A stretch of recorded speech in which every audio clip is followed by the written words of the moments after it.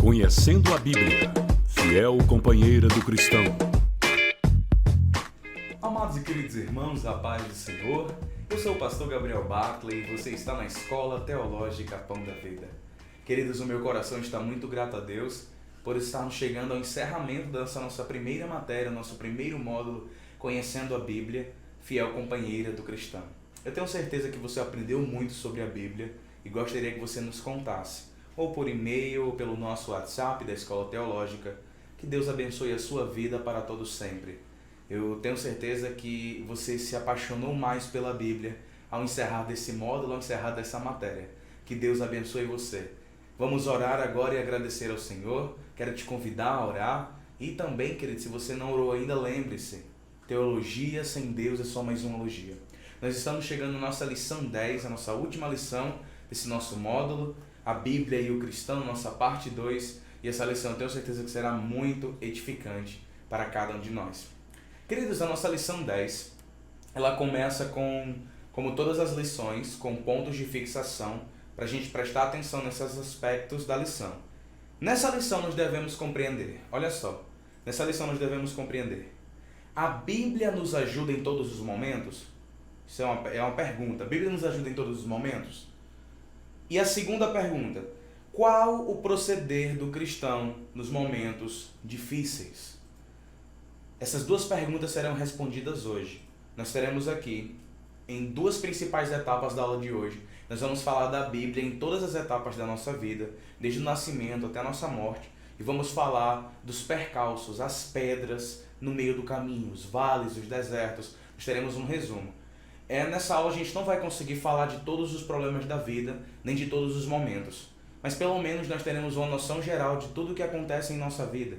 Nessa aula, minha intenção aqui em ministrar para vocês a Bíblia nos acompanha em todos os passos, em todos os momentos, e a Bíblia nos ajuda nos momentos que a gente acha que não vai conseguir.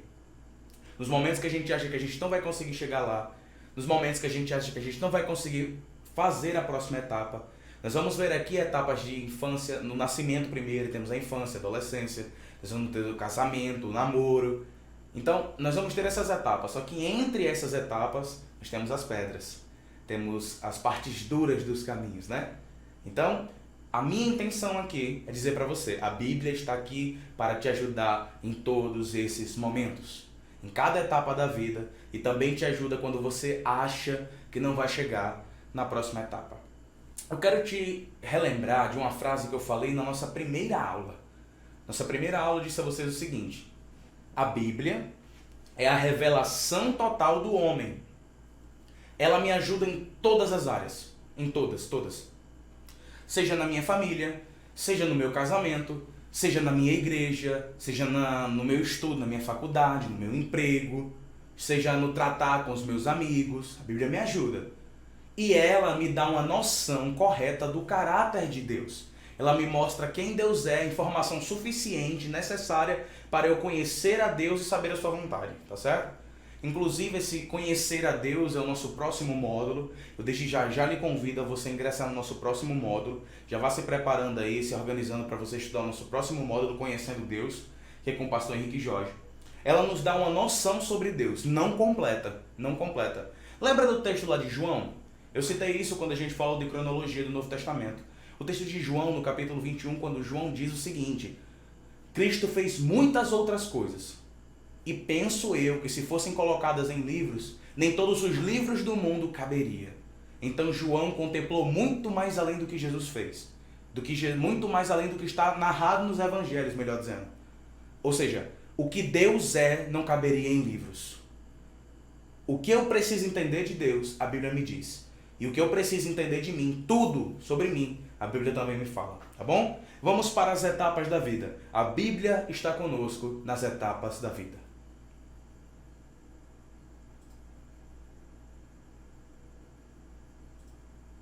Meus irmãos, Salmo 139, o versículo 16 e o 17, tem um texto muito lindo e eu quero ler com vocês. Olha só, Salmo 139, o versículo 16 e o versículo 17. Os teus olhos viram o meu corpo ainda informe. O que é informe, pastor? Sem forma. Não era formado. Que Davi está dizendo dentro do ventre da mãe, quando está se formando ainda. Vocês sabem que um bebê, ele quando está em processo, ele no ventre da mãe está em processo de formação. Ele ainda não tem uma formação definida. Então é isso que Davi está dizendo aqui.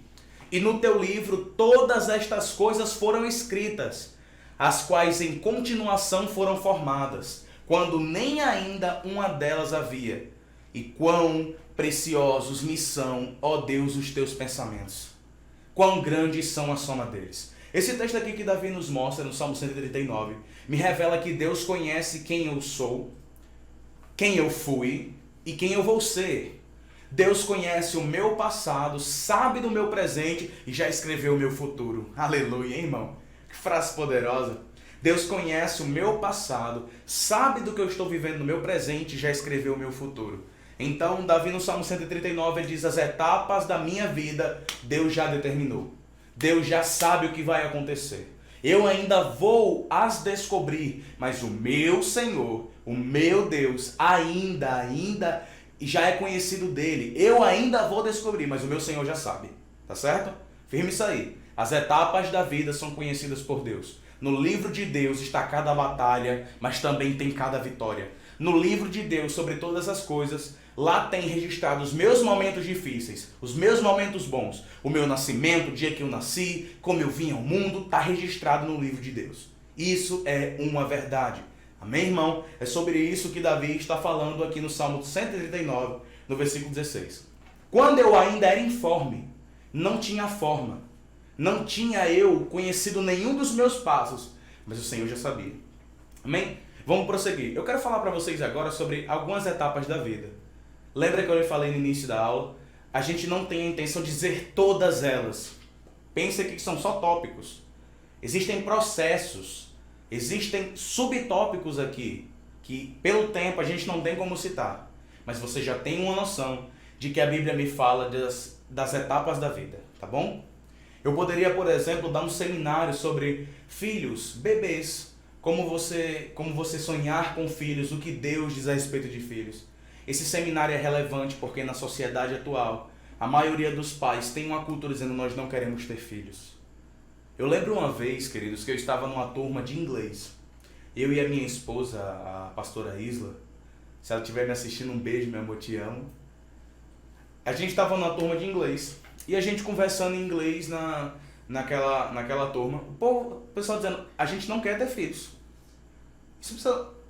o tema da aula era uma conversação em inglês, era sobre ter filhos. E o pessoal dizendo: não quero ter nenhum, não tem nenhum, não tem nenhum. Tinha vários casais ali. Tinha casais de namorados, de noivos. Tinha eu e a minha esposa que já éramos casados, já tínhamos um bebê. E todo mundo dizendo: não. Eu era o último. Começou do lado de lá e veio assim, arrodeando de chegar em mim. Quando chegou na minha vez, a minha esposa disse: eu quero ter 3 ou 4 filhos. Eu falei: eu quero ter 12. Todo mundo tomou um susto com a gente. Todo mundo já se assustou quando ela disse: eu quero ter 2, 3 ou 4 filhos. Isso aí pra mim basta. Eu falei: quero ter 12, porque filho é bênção. A maioria daqueles casais não querem ter filhos, porque consideram a criança um problema. E nós que temos a Bíblia, vamos ver o que é que a Bíblia diz sobre ter filhos. Então, eu poderia dar uma aula, uma palestra só sobre nascimento. Mas como a gente não tem tempo aqui, fica para a próxima oportunidade. Olha o que é que a Bíblia vai nos dizer aí na sua apostila em Jeremias, capítulo 1, versículos número 5. Abre aí, por favor, meu amado. Antes que eu te formasse no ventre te conheci. Isso é uma palavra de Deus liberada sobre a vida de Jeremias. E antes que saísse da madre, te santifiquei, e às nações te dei por profeta. Esse texto é muito poderoso, né, queridos? Deus disse que conheceu a Jeremias, ele ainda estando no ventre da mãe dele. E que já tinha um plano de salvação para ele, quando Deus diz: eu te santifiquei. Isso fala do plano de salvação, plano de santidade de Deus preparado para nós. Se eu pego esse texto e aplico na minha vida, é isso que eu quero dizer. O plano de Deus de salvação preparado para mim. Deus me conhece desde o ventre da minha mãe. E quando ele diz: as nações te dei por profeta, é o seguinte: você que está me assistindo aí, Deus tem um plano para a sua vida. Deus tem um propósito para a sua vida. Você não é um zero à esquerda, você não é um zé ninguém. Eu quero te dizer isso desde o teu nascimento. Desde o teu nascimento.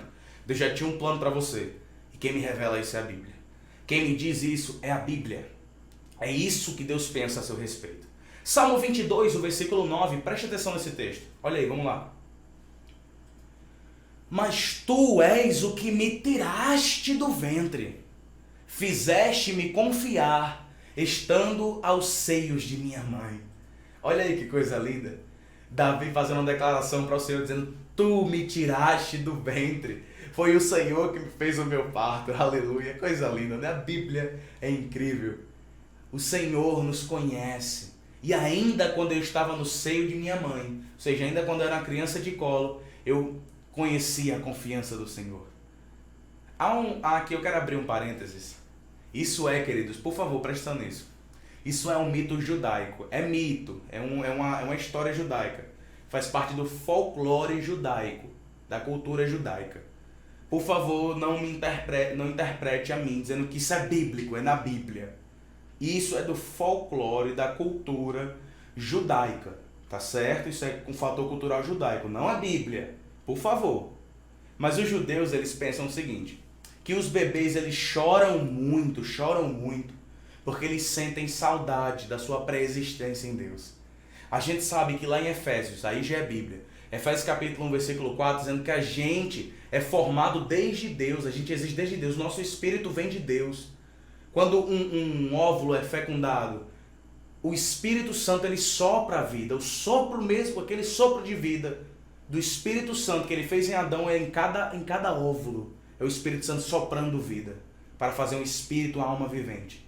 E os judeus, eles acreditam que o bebê chora muito, sentindo saudade do céu, sentindo saudade da presença de Deus. Isso é um fato curioso da cultura judaica. Eu não sei se é verdade, mas eu acho bonito o pensamento. Vamos continuar.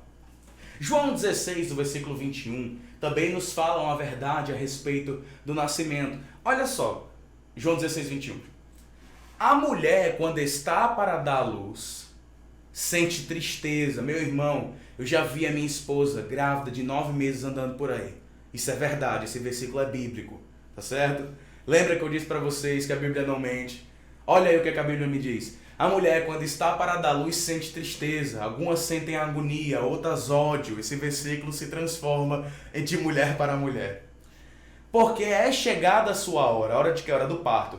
Mas depois de ter dado à luz, a criança já não se lembra da aflição, pelo prazer de haver nascido um homem no mundo. Eu acho lindo esse texto. E voltando à história da nossa turma de inglês, eu falei para eles. E lá todo mundo, né? Aquela consciência dizendo, não quero ter filho, eu quero é curtir a vida, eu quero é trabalhar, quero viajar, quero tomar umas e outras, não sei o que, aquela galerinha, não sei o que, eu tô fazendo inglês para viajar pelo mundo, não sei o que lá. E eu peguei e falei lá, dizendo, um homem só vai saber o que é responsabilidade e amor de verdade no dia que ele for pai. Meu irmão, a minha esposa tinha saído nessa hora, eu fui beber água, e eu disse isso na sala, o pessoal murchou. Eles murcharam. Ficou todo mundo... Quando a minha esposa chegou, a gente já tinha mudado de assunto já. Eles murcharam na hora, porque eles se depararam com a verdade. Esse versículo me prova o seguinte. O que é que ele me prova? A gente tem medo de ter filhos e ter medo de gerar, pelo peso da responsabilidade. A gente tem medo do processo, de todo o cuidado, porque eu tive medo quando eu descobri que ia ser pai. Eu tive medo, tive receio. Mas no momento em que você segura a criança, estou vivendo uma das melhores fases da minha vida, que meu filhinho tem 2 anos, meu irmão. Você que é mãe, você que é pai, você sabe. Aquela criança quando está pequenininha, aprendendo a falar, meu filho essa semana agora, por exemplo, aprendeu a falar aleluia e amém, meu irmão. A gente está encantado dentro de casa. Então quando você vê o esforço materializado naquilo ali, saber que aquilo ali é seu, vale a pena. É isso que a Bíblia pensa a respeito de crianças e nascimento. E é isso que a gente pensa em concordância com a Bíblia. Vamos lá. Na infância, Mateus 19, versículo 14, a Bíblia diz o seguinte, ó, acompanhe esse texto aí comigo, Mateus 19, 14. Jesus, porém, disse, deixai os meninos, e não os estorveis de vir a mim, porque dos tais é o reino dos céus. Mateus 19, 14, aquele pessoal choco, chato, que aperreava Jesus. Aqui no Nordeste a gente fala aperrear. Não sei se aí na sua cultura você sabe que palavra é essa. É quando a pessoa enche o saco, significa aperrear. Ficava aperreando Jesus lá a respeito das crianças. Lá vem as crianças querer abraçar Jesus, amar Jesus, cheirar Jesus, conversar com Jesus. Se fosse o pastor Gabriel, eu ia chegar aí para Jesus e dizer, Jesus, vem jogar bola comigo. Se fosse eu lá na época, né? Então, quando aqueles homens veem as crianças e começam a enxotar as crianças, Jesus diz, deixai vir a mim os pequeninos, deixai vir a mim as crianças. A importância que Jesus dá à infância, o símbolo de inocência de uma criança, é bíblico. A inocência, a falta de malícia. A falta de malícia. Eu não falo tolice. Não estou falando de tolice. A gente às vezes se confunde muito na interpretação daquele texto. E diz, não, a gente tem que ser sempre criança para entrar no reino dos céus. Não. A gente tem que ter a ausência de malícia no coração. Intentar mal contra o próximo. Ser fácil, perdoar fácil. Meu irmão, criança é o seguinte, você vai dormir brigado, no outro dia você está brincando. Você já foi criança e você sabe que é assim. Você briga, faz não sei o que, esperneia, mas todo outro dia você está lá brincando com a pessoa, amando, rindo, achando graça. Um coração que perdoa fácil. Então Jesus ama as crianças. Isaías 54:13, tem um texto que eu quero citar para vocês que diz assim, ó. E todos os teus filhos serão ensinados do Senhor, e a paz de teus filhos será abundante. Essa aqui é uma promessa do Senhor, usando através de Isaías para Israel, dizendo que o Senhor quer ensinar os nossos filhos e dar paz aos nossos filhos de maneira total. Nesse momento da infância, Deus ele revela a sua bondade e a sua paz no lar. Isso pode ser desfrutado se a gente conhecer a Bíblia Sagrada e viver os seus preceitos. Vamos lá? Na adolescência, Salmo 119, o versículo de número 9, a Bíblia diz assim, acompanhe comigo aí no texto. Com que purificará o jovem o seu caminho? Observando conforme a tua palavra. A fase da juventude é uma das fases da adolescência, é uma das fases mais perigosas para um homem e para uma mulher. É a fase que você começa a descobrir o mundo fora da casa de seus pais. Até a sua infância, até o momento em que você ainda é criança, você ainda vive debaixo da tutela dos seus pais. E quando você vai ficando adolescente, você acha que agora é dono do seu próprio nariz. É o momento em que o galo acha que pode começar a cantar. E a Bíblia nos revela que esse é um momento perigoso. É um momento em que os jovens cedem muitas vezes às tentações. Eu já contei várias vezes esse testemunho, tanto na rádio como em minhas pregações, dizendo: eu me converti em uma mocidade de 40 pessoas. 40 jovens se converteram junto comigo. Na minha primeira mocidade, quando eu entrei na igreja, de 10 anos, eu era junto com... Lá não tinha grupo de crianças e grupo de adolescentes, era um grupo só. E lá tinha eu, que era o mais novo, até 20 e poucos anos. Daquela turma que se converteu, somente eu sou cristão hoje. Somente eu sou cristão hoje. Somente eu. E eu não conto isso, meu irmão, para dizer, o pastor Gabriel, ele é primeiro, viu? É o único, é o Highlander da fé. Ele é o duro de matar da fé. Não. Eu conto isso como uma triste realidade. A respeito de que os jovens precisam de uma atenção extra. E a gente precisa pregar essa verdade dizendo: ó, jovem, fique com Deus para purificar o seu caminho. Porque é um momento muito duro. Olha o que a Bíblia vai me dizer em 1ª carta de João, capítulo 2, versículo 14. Acompanhe aí. Eu vos escrevi, pais, porque já conheceste aquele que é desde o princípio. Presta atenção nessa parte. Eu vos escrevi, jovens, porque sois fortes, e a palavra de Deus está em vós, e já vencestes o maligno.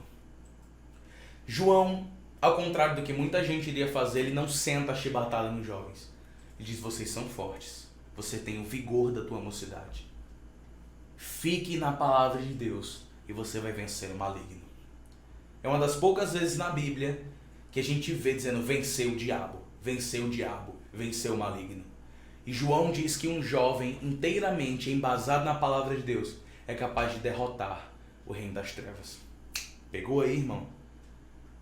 Nós temos o ponto D agora, que quando a gente sai da adolescência, a gente já se prepara para um relacionamento, já para constituir família. E o propósito de o homem e a mulher não estar só é bíblico. Leia aí Gênesis 2, do versículo 18, para você acompanhar. Gênesis 2, 18. E disse o Senhor Deus: não é bom que o homem esteja só. Far-lhe-ei uma ajudadora idônea para ele. O propósito do casal é bíblico. Imagina cá comigo, eu estava estudando o livro de Gênesis, A gente começou a ler Gênesis nesse ano agora de 2020, que é esse ano que esse curso está saindo. A gente começou a ler Gênesis, eu voltei, estou lendo a Bíblia todinha novamente. E eu lendo Gênesis, estudando, disse, rapaz, uma coisa muito interessante é porque Adão estava na presença de Deus. E mesmo estando na presença de Deus, Adão sentiu falta de algo. E Deus percebeu isso, quando Deus disse, não é bom que o homem esteja só. Mesmo estando na presença de Deus, Deus diz, eu quero fazer uma companheira para você. Então esse projeto é divino para o homem não viver só. E a Bíblia me ensina como eu devo construir um relacionamento cristão. Olha só o que é que tem lá em 2 Coríntios 6, 14 e 15. Acompanha comigo esse texto aí.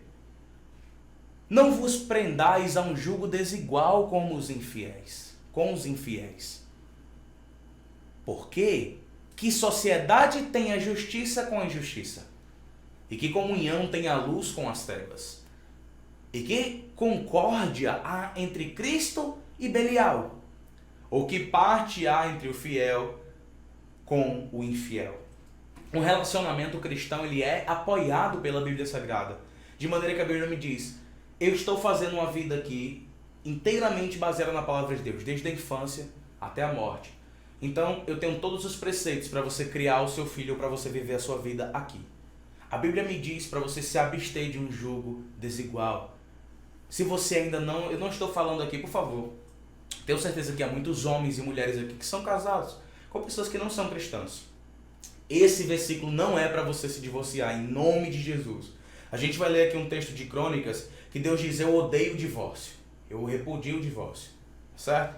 Esse texto aqui não é para você se divorciar. Esse texto aqui é para você jovem que está pretendendo noivar, namorar, casar. Ele diz, case com quem é fiel a Deus. Cuidado. Não entre naquela que se tipo, eu vou namorar com ele para converter ele. Não. Negativo. A Bíblia me diz para eu me abster disso. É bíblico. Um relacionamento cristão é apoiado pela Bíblia. Mas um relacionamento com quem é do mundo é condenado. Tá aí. A gente leu. O que tem o fiel com o infiel? Nada em comum. E um relacionamento inteligente, não somente a respeito de casal, mas também a respeito de amizade. 1 Coríntios capítulo 15, versículo 33, diz assim, não vos enganeis. Olha só esse texto. Não vos enganeis, as más conversações corrompem os bons costumes. Em outras traduções diz, as más companhias corrompem os justos. Ou seja, a Bíblia me diz, é melhor estar só, nova tradução na linguagem de Gabriel, é melhor estar só que mal acompanhado. Então, nas fases da minha vida, eu constituí relacionamento, a Bíblia me diz o que eu devo fazer. Procure alguém que é fiel a Deus, procure alguém que ame ao Senhor mais do que você. Aí seu casamento será um sucesso. Vamos lá? O casamento. Mateus 19, versículo 6, a Bíblia diz o seguinte, olha só, quando a gente vai falar a respeito de casamento. Assim não são mais dois, mas uma só carne. Portanto, o que Deus ajuntou, não separe o homem. Cristo fala a respeito de casamento, dizendo que Deus quer ajuntar vocês de uma maneira, esse uma só carne nos filhos, tá certo? Tá certo, queridos? Esse uma só carne nos filhos. Quando você junta um homem e uma mulher e há uma só carne nos filhos. E Deus disse, não quero que se separe, eu os uni, estejam assim para sempre.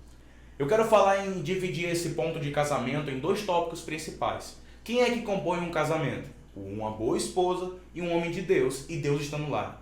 Billy Graham tem uma frase dizendo que o segredo do sucesso de um casamento é um triângulo amoroso. Deus, o homem e a mulher. Essa frase é de Billy Graham, não é do pastor Gabriel. Ele diz o segredo para um casamento de sucesso é um triângulo amoroso entre Deus, o marido e a esposa. Uma boa esposa. Olha só o que Provérbios 18, versículo 22 diz. Olha só que texto lindo. Provérbios 18, 22. Aquele que encontra uma esposa acha o bem e alcança a benevolência do Senhor. Salomão está dizendo aqui que aquele que acha a esposa, ele acha a bondade do Senhor. Olha só, em Provérbios 31, 10, o texto do rei Lemuel diz assim, ó. Mulher virtuosa, quem a achará? O seu valor muito excede ao de rubis. A mulher é comparada a uma joia muito preciosa, mais excelente do que os bens. A mulher é comparada como algo precioso, uma esposa que edifica o lar. Inclusive é o nosso próximo tópico, porque lá em Provérbios 14:1 diz que a mulher é uma edificadora do lar. Olha esse texto aí, Provérbios 14:1. Toda mulher sábia edifica sua casa, mas a tola derruba com suas próprias mãos. Eu amo esse texto de Provérbios 12, versículo 4, quando diz que a mulher é a coroa do marido. Perceba que todos esses textos que a gente está falando aqui é louvando a Deus pela vida de uma mulher sábia. Olha o que a mulher sábia é para o marido. Coroa. Olha o texto. Mulher virtuosa é a coroa do seu marido. Mas aqui é vergonha. Mas aqui o envergonha é como a podridão de seus ossos. Uma mulher sábia, uma mulher virtuosa, ela é colocada como coroa de seu marido. Coroa significa autoridade. Coroa significa poder. Coroa significa preciosidade. Tudo isso é a representação de uma mulher para um homem de Deus. A mulher de Deus, a mulher virtuosa é esta. Uma herança do Senhor. Eu quero encerrar Provérbios 19:14 falando dessa mulher, citando esse texto para a gente poder continuar para o nosso próximo tópico. Olha aí Provérbios 19:14. A casa e os bens são herança dos pais. Olha só esse texto. A casa e os bens são herança dos pais. Porém, do Senhor vem a esposa prudente. A mulher sábia é um dom, uma bênção que vem de Deus. Você, homem que é casado, agradeça a Deus pela mulher da sua vida. Amém? Porque vem dele. Dele vem uma excelente esposa. Vamos falar agora dos homens. Eu quero deixar para a meditação dos homens que estão me acompanhando e também das mulheres a respeito do homem de Deus, o homem justo que está no Salmo 128. Eu não quero lê-lo na íntegra para a gente conseguir adquirir tempo aqui na nossa aula, tá bom? O homem de Deus, ele precisa ter sabedoria em vista, ele precisa ver sabedoria. E olha só, Provérbios 17, versículo 24, a Bíblia diz o seguinte: o homem de discernimento, homem sábio, discernir significa saber, conhecer. O homem de sabedoria, homem de discernimento, mantém a sabedoria em vista. Mas os olhos do tolo perambulam até os confins da terra. A Bíblia, essa versão que eu li aí, é a Nova Versão Internacional. Quis colocar ela para a gente ter uma melhor compreensão do sentido desse texto, tá certo? Sempre faça isso quando você pegar um versículo que de primeira você não lê. Compare com outras versões, vai te ajudar bastante. Fica a dica, viu? O homem precisa ter sabedoria em vista, ter discernimento em vista. O homem sábio, ele visa sabedoria, ele toma decisões prudentes. Ele não perambula com seus olhos pela terra, ele não coloca os seus olhos onde não deve. O homem que não é sábio, você vai ver ele olhando para muita coisa. Você vai ver ele olhando para onde não deve, você vai ver ele com o coração onde não é para estar. Vai ver ele procurando mais as coisas do mundo do que as coisas de casa. Vai ver ele cuidando mais do exterior do que do interior. A Bíblia me diz que o homem sábio, ele tem sabedoria em vista. Ele toma suas decisões de maneira prudente. Ele age de maneira prudente. Esse é o homem de Deus.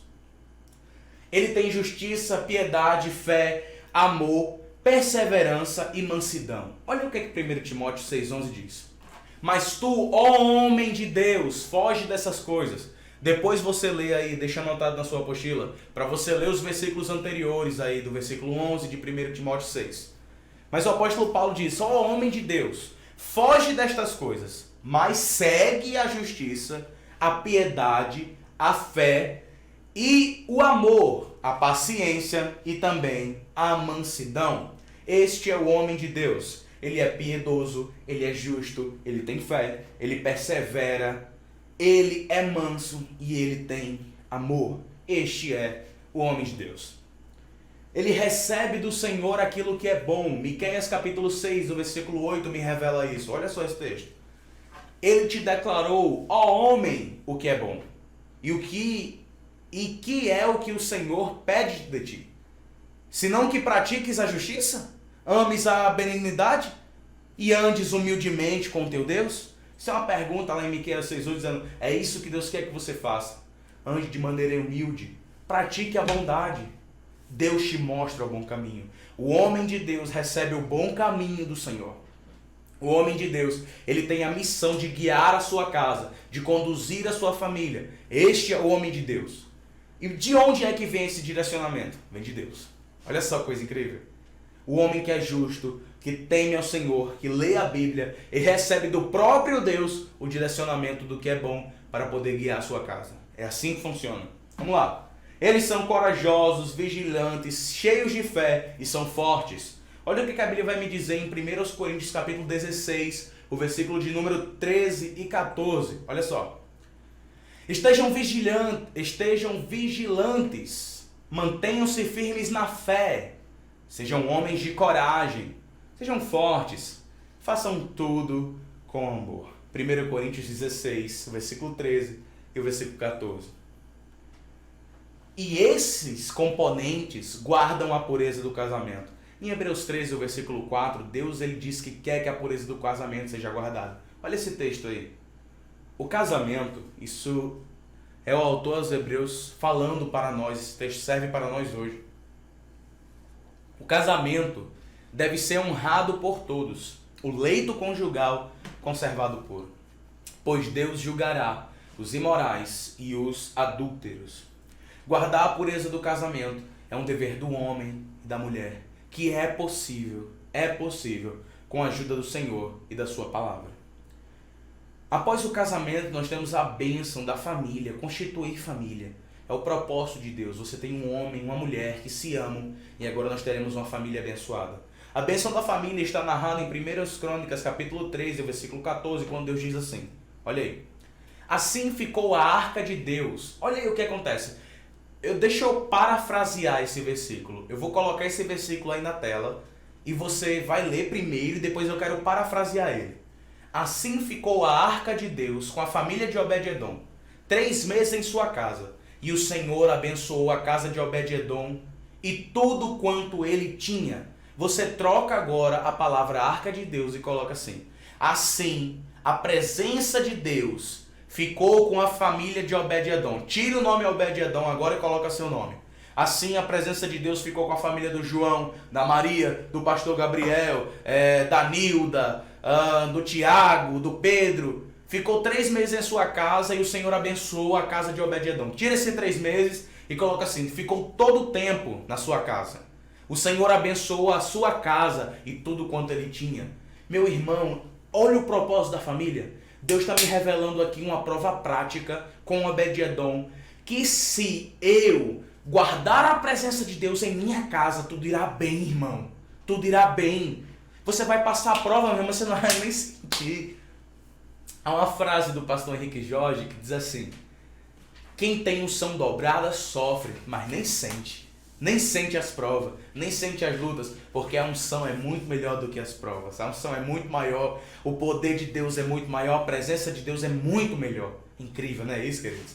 Se eu guardo a bênção de Deus em minha família, a minha família será próspera. E aqui eu coloquei alguns tópicos para a gente meditar. Edificando com sabedoria. Provérbios 24, versículo 3, a Bíblia diz o seguinte: com a sabedoria se edifica a casa, e com o entendimento ela se estabelece. Com sabedoria eu conduzo a minha família, e ela é estabelecida com entendimento. Ela é estabelecida com prudência. Ela vai se estabelecendo assim.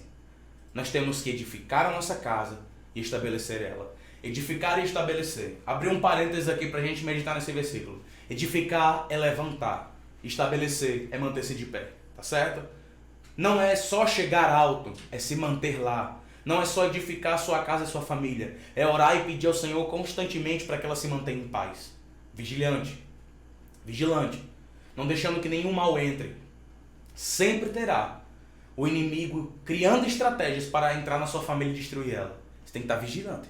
Você tem que estar atento. Tem que estar, ó, os olhos abertos para edificar a casa e deixar ela sempre estabelecida, erguida.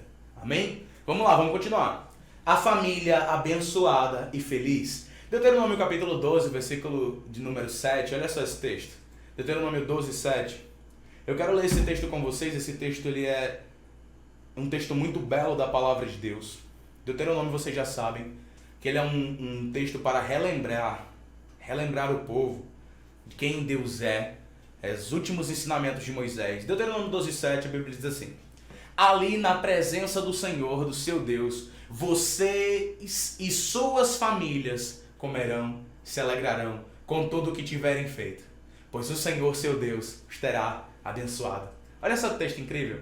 Você vai comer e vai se alegrar com a sua família, com a família dos seus irmãos, porque o Senhor Deus os abençoou. O Senhor Deus deu vitória. Era Moisés dizendo, vocês serão felizes, porque Deus dará a terra prometida. Deus os conduziu, Deus esteve com vocês. Ele dá vitória. Família abençoada e feliz. Amém? Deuteronômio 6, versículo 6 e o versículo 7. Deus está dizendo,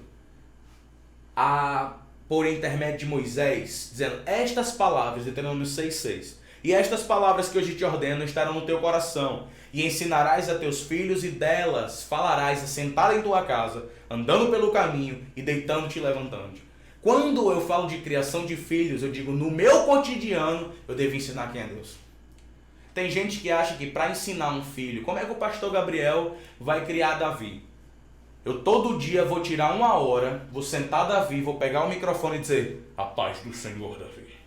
O Senhor que fez a terra, o Senhor que fez o mar, Ele foi o Deus que também fez você um bebê chorar. O Senhor não sei o quê. Não é assim.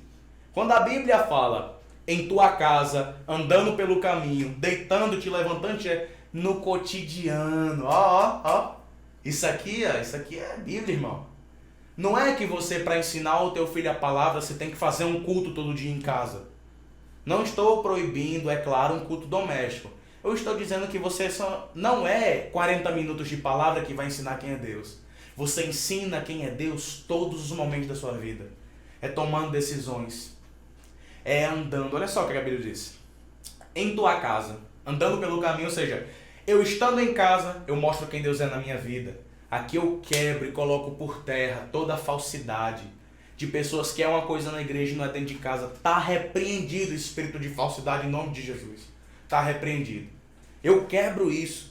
Quando ele diz andando pelo caminho, fora de casa. Andando pelo caminho. Tem gente que quando está em casa é uma bênção para a mulher, mas quando está lá fora, dá em cima de quem não deve. Faz suvia na rua, faz não sei o que, pisca, olha, dá olhar. Irmão, olha, Deus vê. Ensina ao seu filho quem é Deus dentro de casa. Ensina ao teu filho quem é Deus quando você estiver na rua, quando ninguém estiver vendo, quando você estiver deitado, quando você estiver levantando. Diz em todos os momentos. Seja momentos de descanso, seja momentos de caminhada. Ensine quem Deus é aos teus filhos. Ensine a Deus no cotidiano. Sobre isso que esse texto fala. O filho sábio, que é instruído desta maneira, ele alegra seus pais. Em Provérbios capítulo 10, o versículo número 1, a Bíblia diz assim, olha só esse texto. Provérbios de Salomão, o filho sábio alegra a seu pai, mas o filho insensato, meu irmão, ele é a tristeza da sua mãe.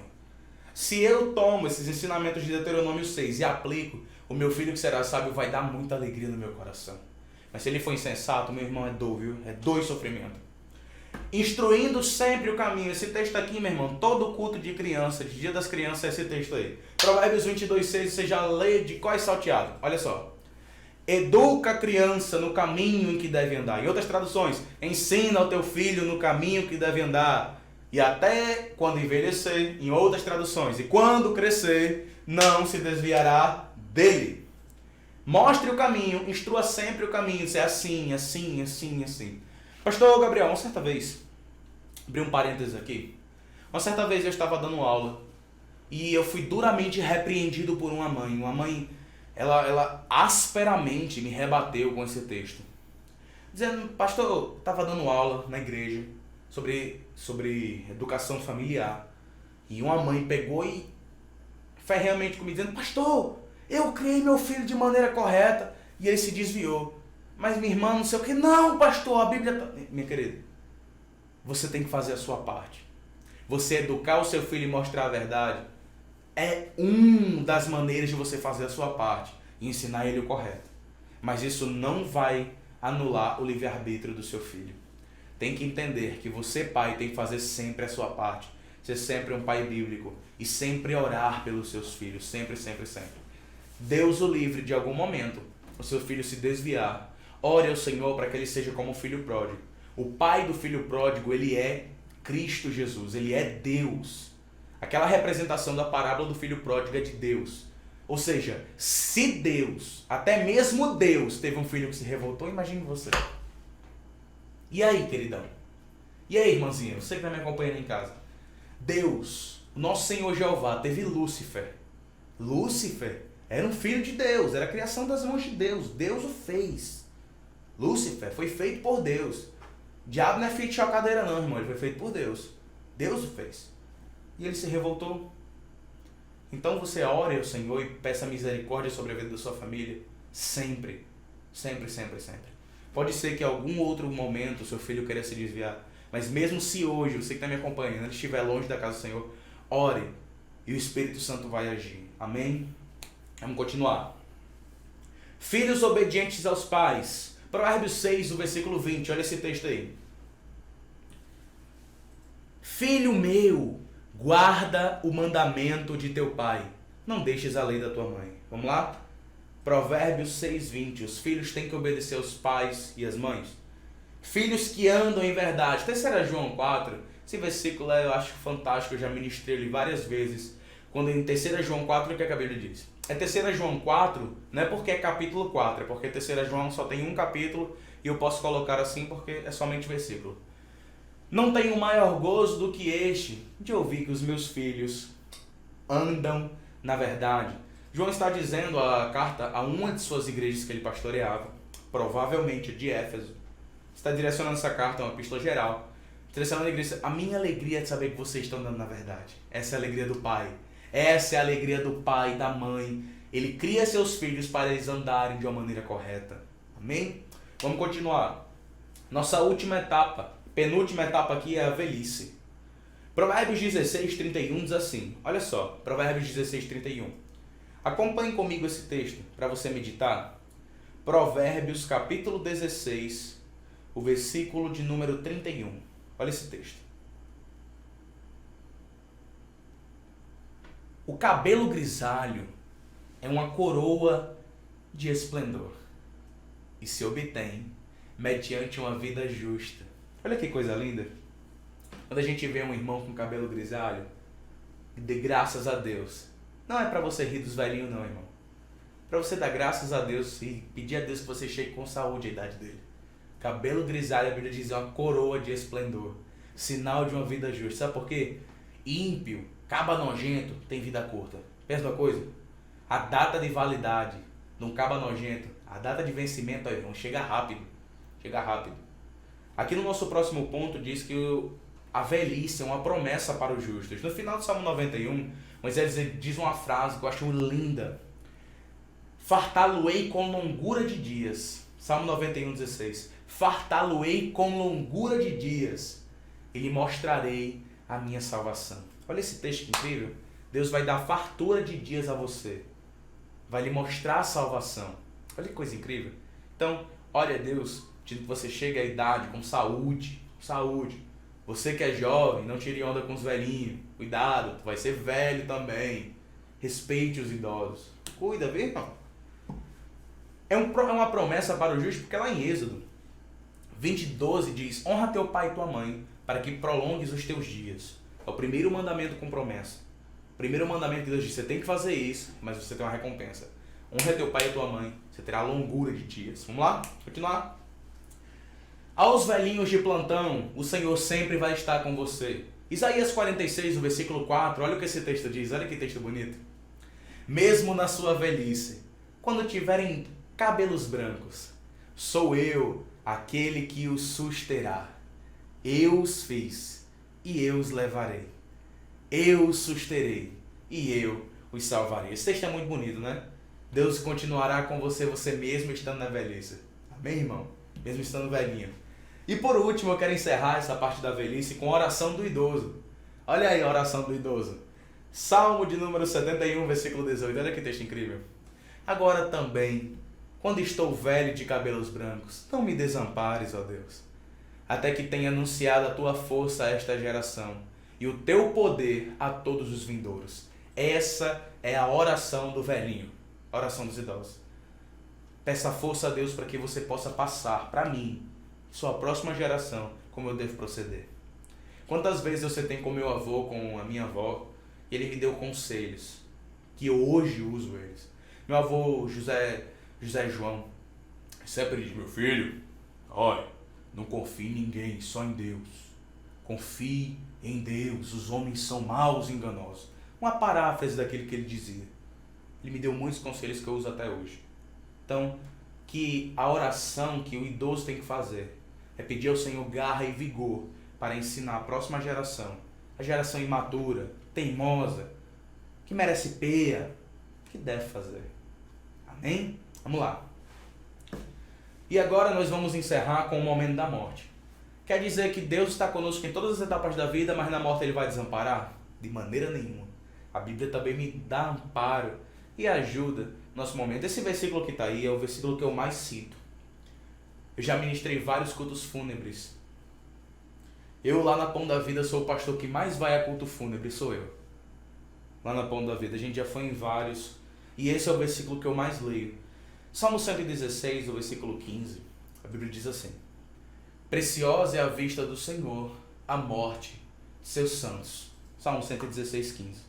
O Senhor acha precioso. Paulo tem um texto, a gente vai citar esse texto de Paulo já. Mas para Deus é precioso quando o santo dele morre. Você vai para o céu, irmão. Vai receber bênção de Deus, vai estar mais perto de Jesus. Você vai estar mais perto da sua coroa de glória. Você vai estar mais perto de Deus do que eu. Por isso que é tão precioso para o Senhor. Amém? Quando o Senhor recolhe uma rosa do jardim para estar mais perto dele. Achei incrível. Amém? Em Eclesiastes 3, o versículo 1 até o 4, a gente tem que entender que existe um tempo. Eclesiastes 3 é aquele texto que todo mundo diz que há um tempo determinado para todo propósito debaixo das céus. Então eu preciso entender que há um tempo. E o tempo chega e ele tem que acontecer. Amém? Isaías 57, 2, a Bíblia diz assim: há um descanso. Olha só.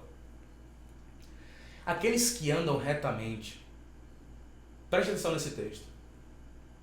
Aqueles que andam retamente entrarão na paz. Olha esse texto. Eu coloquei da Nova Versão Internacional, que é para você compreender melhor. Acharão descanso na morte. Amém?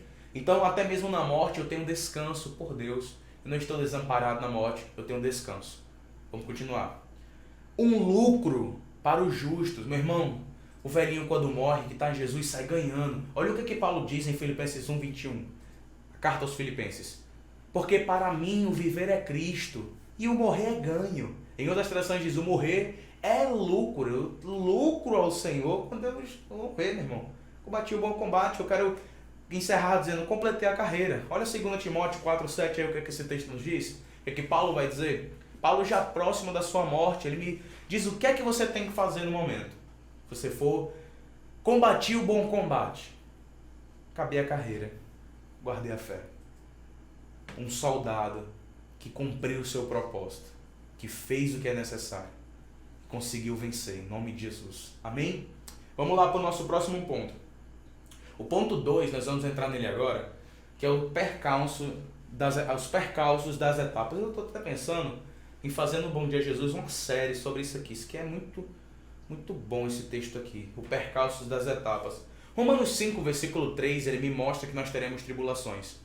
E não somente isto, mas também nos gloriamos nas tribulações, sabendo que a tribulação produz paciência. Esse texto aqui me diz que, primeiro, nós seremos gloriados nas tribulações. Tribulação não vem para rebolar o crente na lama. Tribulação não vem para jogar o crente no Sheol, no Hades, no inferno, no Guiena. Não. Não vem para isso. Tribulação vem para nos gloriarmos. Olha aí, que percepção diferente de tribulação. Eu vejo as aflições da vida. Eu coloquei aqui os percalços das etapas. Percalços é os momentos difíceis das etapas, dividido em alguns tópicos. Não dá pra gente abordar tudo, é verdade. Não temos tempo. Mas nós vamos falar sobre as aflições da vida, as enfermidades, as ansiedades, os medos e as tentações. Eu acho que esses aqui são os principais para a gente falar sobre os percalços da vida. Esses momentos difíceis vão aparecer entre as etapas. Entre a etapa da adolescência, a etapa da maturidade, você virar um adulto, no seu casamento. Vão aparecer, você vai passar momentos da sua vida que você vai se identificar com isso aqui. E quando isso acontecer, você vai ter essa folhinha dessa apostila guardada para você se fortalecer nestes versículos. Amém? Vamos lá. Aflições da vida. Salmo 34, versículo 19. Olha o que o salmista vai me dizer, salmista Davi. Muitas são as aflições do justo. Muitas. Davi me garante que o justo vai passar por aflições. Só que ele me diz o seguinte, uma palavra para tu dar um glória a Deus aí quando estiver assistindo. Mas o Senhor o livra de todas elas. Junto com a minha aflição, com o meu problema, vem o livramento do Senhor. Amém? O Senhor vai me livrar dessa. Eu tenho que ser paciente na tribulação. Romanos 12, versículo 12. Olha só o que esse texto me diz. Alegrai-vos na esperança, sede pacientes na tribulação, perseverai na oração. Esse texto aqui é muito profundo, porque esse alegrai-vos na esperança é fique alegre na esperança das promessas de Deus. Esperança é o sentimento que você pressente que vai acontecer alguma coisa boa, alguma coisa que você deseja. É esperança. Ninguém tem esperança de coisa ruim, não. Isso é pessimismo. Esperança é que você diz, rapaz, algo bom vai acontecer, eu estou sentindo. Isso é esperança. Esperança é o que me diz, o choro pode durar a noite inteira, mas a alegria vem ao amanhecer. Isso é esperança. Isso é esperança. É esperança. Então, se alegre na esperança. Sede paciente na tribulação. Por que paciente na tribulação? O nosso próximo texto vai me dizer que o Romanos 5, 3 a 5, me diz que vai produzir paciência, e a paciência vai produzir esperança. A tribulação produz perseverança, a perseverança produz a paciência produz esperança. Por que pacientes na tribulação? Que é o texto lá de Romanos 12, 12. Porque eu tenho que entender que a minha tribulação é questão de tempo. Meu irmão, receba essa palavra em nome de Jesus aí onde você estiver estudando. A prova, a aflição, a tribulação, só questão de tempo. Deserto não dura para sempre. A Bíblia é prova viva disso. Nós seremos vitoriosos pelo sangue de Jesus. Vamos continuar. Eu quero ir para o terceiro ponto. Dão prova que somos dignos do reino de Deus. Segundo Tessalonicenses capítulo 1, versículo 4, versículo 5, a Bíblia diz assim. Olha esse texto aí. De maneira que nós mesmos nos gloriamos de vós nas igrejas de Deus por causa da vossa paciência e fé e em todas as vossas perseguições e aflições, que suportais. Meu irmão, esse texto é muito profundo. Olha só, prova clara do justo juízo de Deus, para que sejais havidos por dignos do reino de Deus, pelo qual também padeceis. Paulo está me dizendo que ele está exultando a Deus pela tribulação que a igreja está passando. Porque essa tribulação é prova de que eles vão ser dignos do reino de Deus. Então eu quero dizer para você, as suas tribulações vão te deixar digno de receber o reino de Deus. É você na sua tribulação não desistir. É você no seu desânimo continuar, perseverar, que vai fazer você digno do reino de Deus. Amém? Vamos lá. Em Romanos 8, versículo 35 e 37, desses textos para a meditação de vocês, quando Paulo nos fala que nada vai nos separar do amor de Deus. Nenhuma aflição. Lê esse texto depois. Nenhuma aflição vai te separar do amor de Deus. Nada nos separará. Nem morte, nem vida, nem o passado, presente, o porvir, nada, nem anjo, nem principado vai nos separar. Deus nos consola em todas elas. Olha esse texto de 2 Coríntios 1, o versículo 3 até o versículo 4. Olha esse texto aí comigo. Bendito seja o Deus. Olha esse texto, que texto bonito.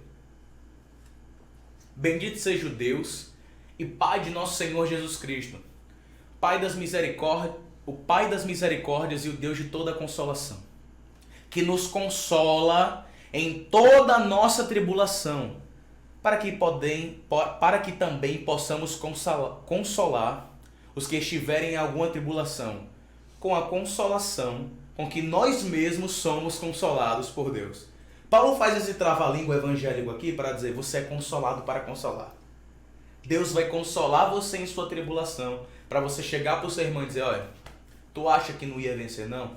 Eu também pensei, só que Deus chegou lá e me fez vencedor. Isso Paulo está dizendo que a minha tribulação, Deus vai me consolar de todas as minhas tribulações, e eu vou usar isso de testemunho para consolar outras pessoas. Meu irmão, creia que esse problema, essa aflição que você está enfrentando, é só Deus colocando testemunho, colocando carga horária na sua experiência, para você poder ensinar os outros de que Deus dá vitória aos seus servos. Amém? Testemunhe a consolação do Senhor. Vamos lá.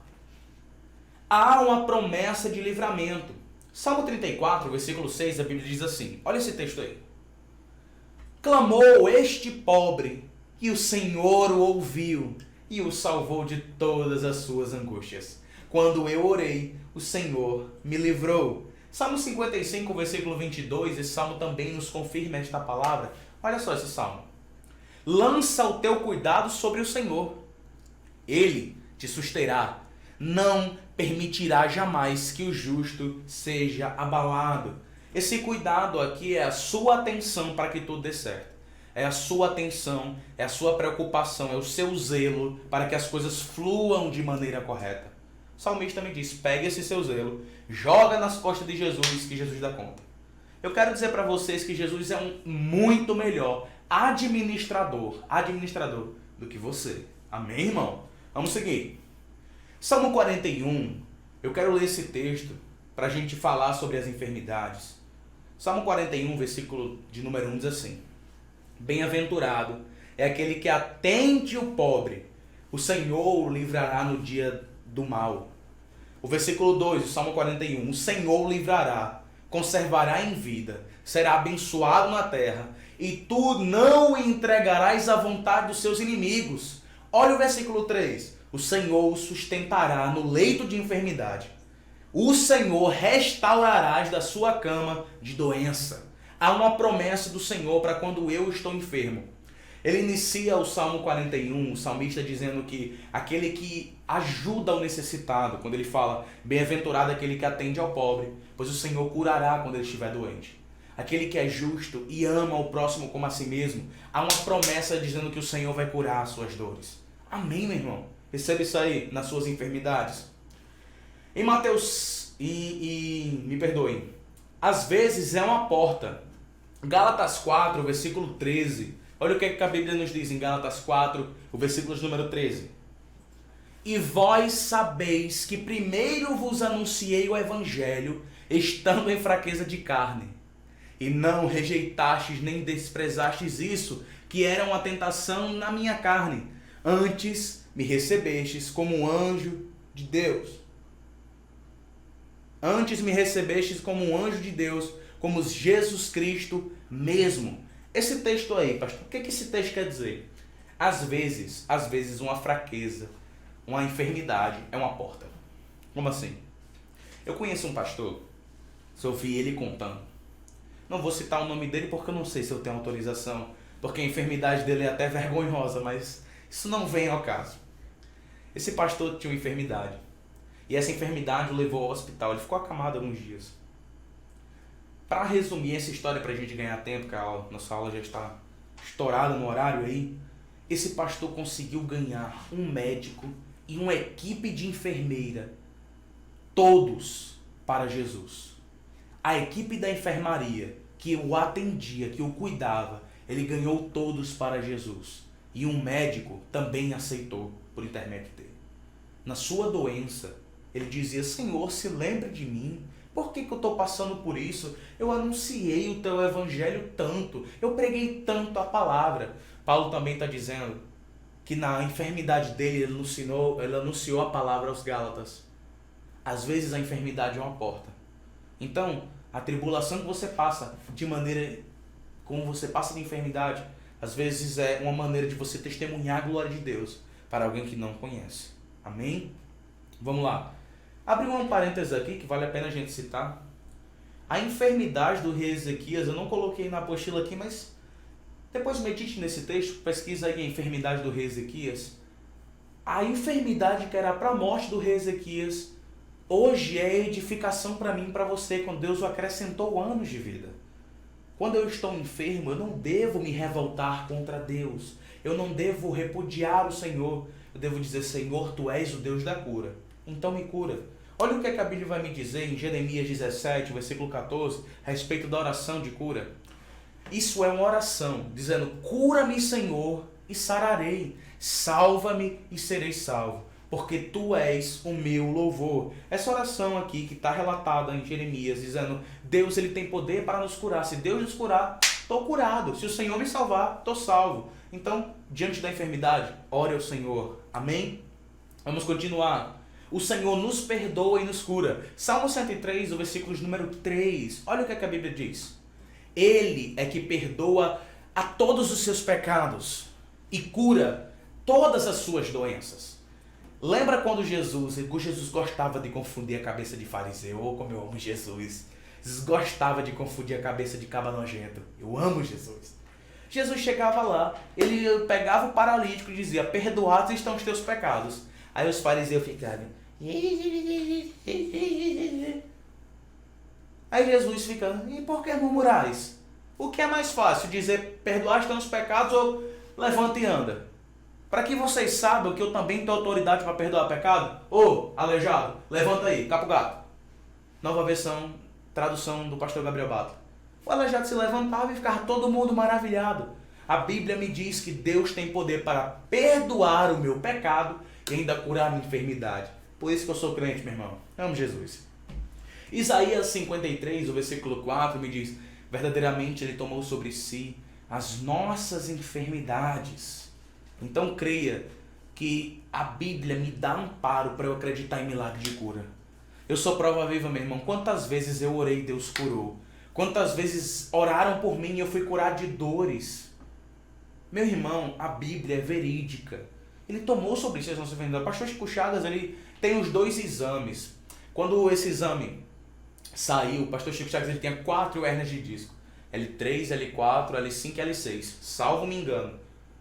Ele tinha um exame lá de 4 hérnias de disco, sem falar de bico de papagaio. Ele tem um bocado de coisa nojenta nas costas. E aí, ele tinha esse exame. Depois ele entrou em processo de jejum, consagração a Deus, se arrependendo, clamando, a igreja orando, a gente prostrada. Ah, meu irmão, perdi as contas do jejum que eu fiz para aquele gordinho. Eu orei, meu irmão, eu jejuei, eu, a pastora Jassonete.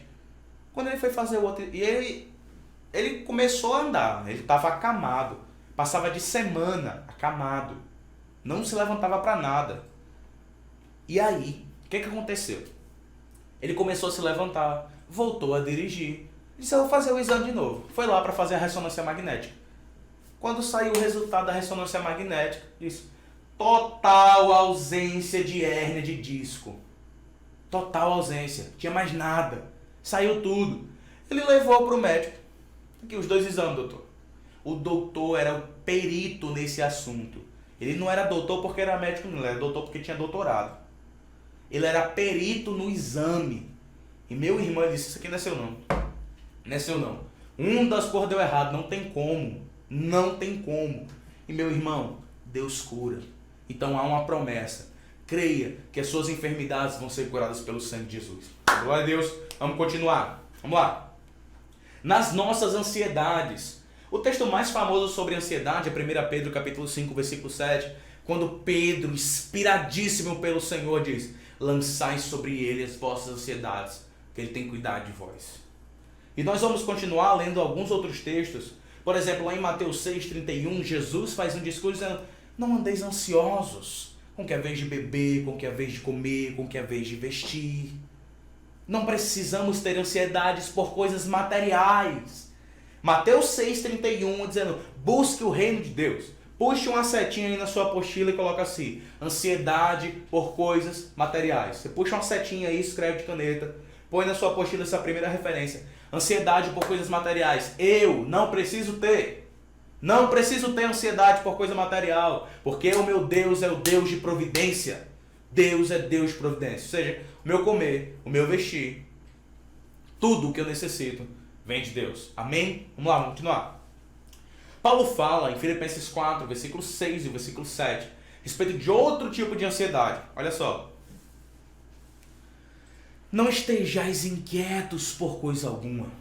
Antes, as vossas petições, ou seja, o que você pede tanto, o que você perturba tanto Deus orando, são todas conhecidas diante de Deus pela oração e súplica, com ação de graças. E a paz de Deus, que excede todo entendimento, guardará os vossos corações e os vossos pensamentos em Cristo Jesus. Paulo me diz que eu não preciso estar ansioso a respeito de minhas orações. Existem certos tipos de crentes que oram hoje, próxima semana, acham que Deus é igual Sedex. Ele orei, pedi, próxima semana, 7 dias úteis tem que chegar. Irmão, segura a onda. Segura a onda aí. Segura a onda. Não esteja ansioso com o que você ora pedindo para receber. Saiba que Deus conhece e Ele é capaz de realizar. Ele é capaz de realizar. Paulo também diz em Filipenses, no mesmo capítulo 4, dizendo: meu Deus, segundo a sua glória, suprirá todas as vossas necessidades por meio de Cristo Jesus. Ou seja, eu não preciso estar ansioso. Estou debaixo de uma promessa. Que promessa, pastor Gabriel? Deus vai prover. Amém? Vamos lá. Vamos continuar. Salmo 94, versículo 19. Acompanhe esse texto aí comigo, irmão. Acompanhe. Quando a ansiedade já me dominava no íntimo, o teu consolo trouxe alívio à minha alma. Olha aí. Quando eu era dominado pela ansiedade. O salmista não está falando de uma ansiedade normal, está dizendo que o corpo dele era dominado. Você já teve aqueles momentos que você estava tão ansioso, tão tenso, que o seu corpo se enrijecia, você não conseguiu dormir? Eu já provei de momentos assim de ansiedade. Momentos em que você ficou todo travado. Só que o salmista, ele chega para mim dizendo: quando eu for dominado pela ansiedade, o Senhor vai me dar alívio. Quando eu tenho muita ansiedade, a época que a gente viveu do coronavírus, que a gente passa pelo coronavírus, não sei quando você vai estar assistindo essa aula, pode ser que esteja assistindo em outro ano. Nessa época que a gente está gravando essa aula, nós estamos passando pela pandemia do coronavírus, e houve momentos e noites que a gente passou por tensão, tanto eu como a minha esposa, que a gente ficava nervoso e ansioso, com medo. Só que toda a vida, que eu era tomado pela ansiedade, eu passava a noite acordado, eu orava dentro: Senhor, a tua palavra me diz que o Senhor pode me aliviar. Então, meu Deus, me dá um sono do céu aí, uma cacetada do céu. Meu irmão, eu dormia tranquilo. Parecia Davi no Salmo 5. Davi no Salmo 5, todo preguiçoso. Eu deitei, eu dormi, eu acordei, porque o Senhor que me sustentou. Então, meu irmão, a palavra de Deus, ela mostra que Deus nos alivia das nossas ansiedades. Quando ela te dominar, Deus pode tirar a ansiedade do seu coração. Amém? Continuar. Uma palavra pode te animar. Olha só, Provérbios 12, 25. Eu amo esse texto. A ansiedade no coração deixa um homem abatido, mas uma boa palavra o alegra. Olha só esse texto. A ansiedade no coração do homem vai deixar ele abatido. Uma pessoa ansiosa, ela não é radiante. Ela tem medo, ela se sente mal. Mas uma palavra, que boa palavra é essa? Qual palavra é boa? Qual palavra é boa? Palavra de Deus, muito bem. Qual é a palavra que pode alegrar o coração do ansioso? A Bíblia Sagrada. Amém, irmão? Vamos continuar. Nós estamos no nosso penúltimo tópico aqui, que é os nossos medos. Salmo 56, versículo de número 3. A Bíblia diz assim: em qualquer tempo em que eu temer, confiarei em ti.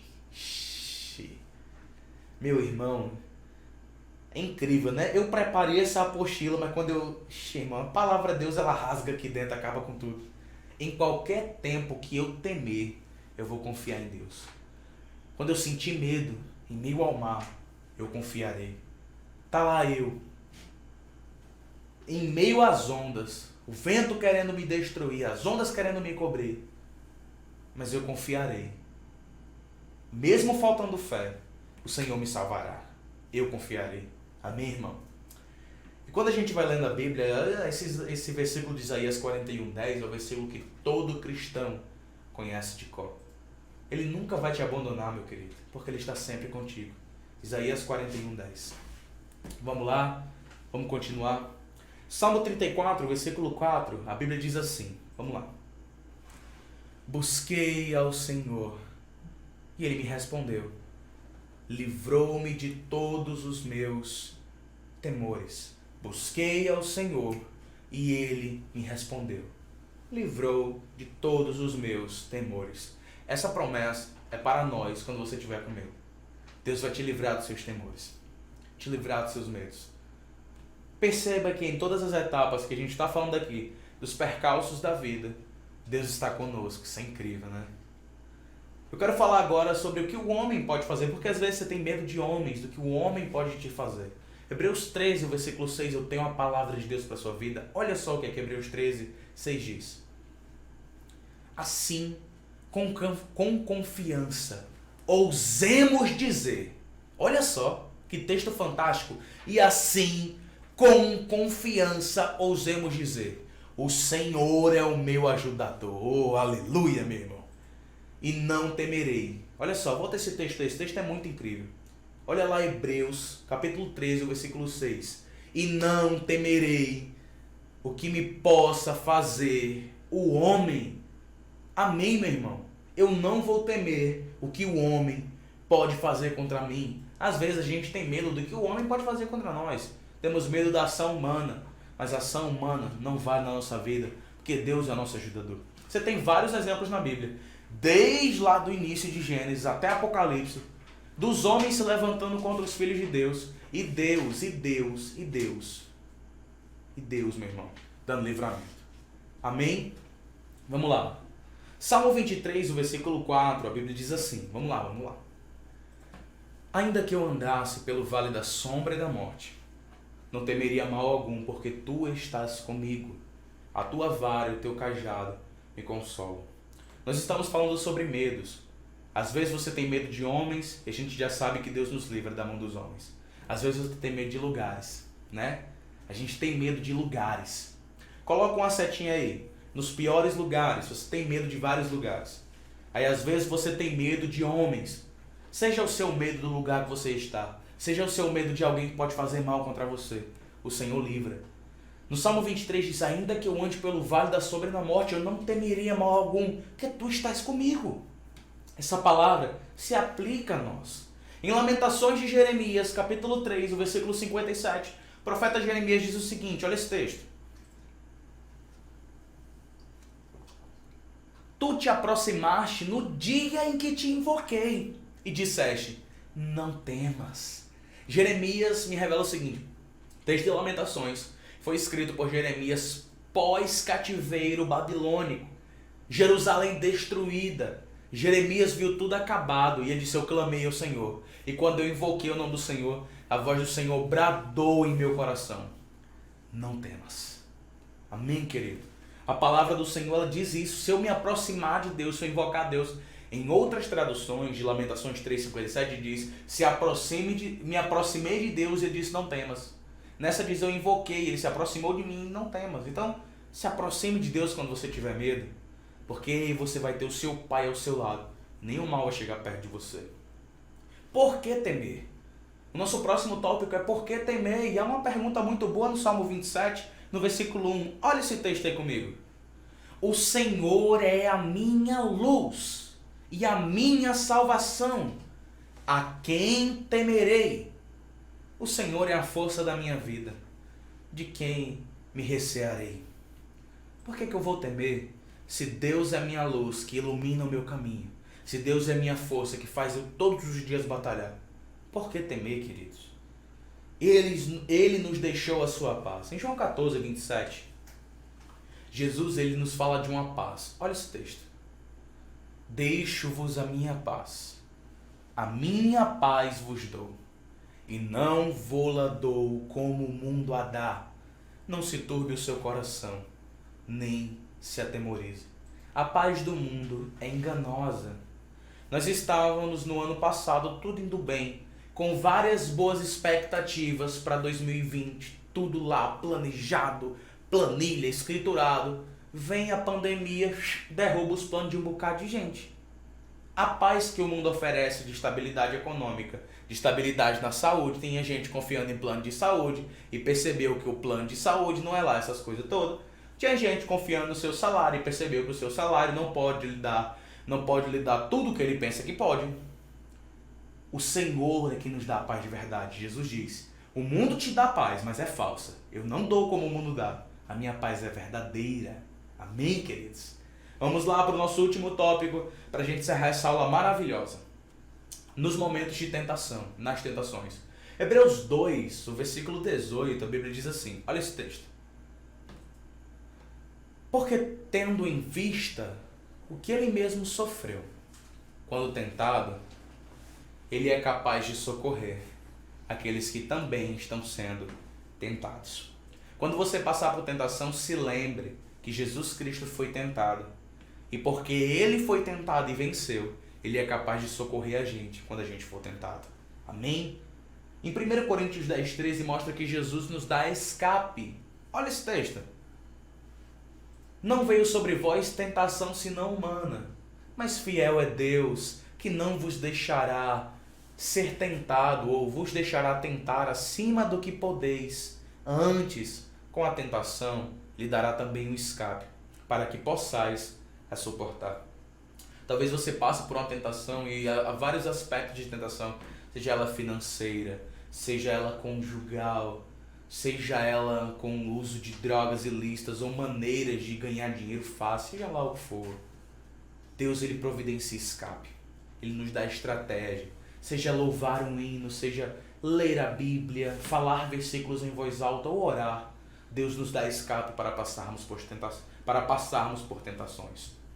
Tiago 1, o versículo 12, eu quero ler esse texto aqui com vocês. Tiago 1:12, abre aí na sua Bíblia. Tiago 1:12 tem um texto muito belo. O texto de Tiago, capítulo 1, versículo 12, diz assim, ó: Bem-aventurado o homem que sofre a tentação, porque quando for provado receberá a coroa da vida, a qual o Senhor tem prometido aos que o amam. Persevere, não deixe que essa tentação faça com que você perca a sua coroa. Guarda o que tu tens, para que ninguém tome a tua coroa. Então, meu irmão, persevere mesmo, não desista, não desista. Ele se compadece das nossas fraquezas. Hebreus 4, versículo 15 diz que nós temos um sumo sacerdote que pode se compadecer das nossas fraquezas.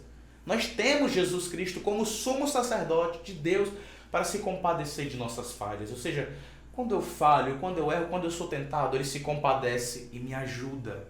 Concordância lá com Hebreus 2:18. Lá em Provérbios 1:10 tem uma instrução que eu quero deixar para vocês. Provérbios 1:10, olha esse texto. Filho meu, se os pecadores procurarem te atrair com agrados, não aceite. Em outras traduções de Provérbios 1:10, por exemplo, na NVI, diz não ceda.